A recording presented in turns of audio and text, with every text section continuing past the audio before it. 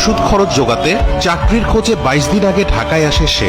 এই শহর তার বড় অচেনা, কাউকে চেনে না সে। দিনের পর দিন খেয়ে না খেয়ে মহাখালী আর তেজগাঁওয়ের ফ্লাইওভারের নিচে ঘুমায় মেহেদী। ট্রেনে আসছি, টাকা ছিল না। পরে মার কানের একটা রিং ছিল, এই রিংগুলো স্যার বিক্রি করে দিছে।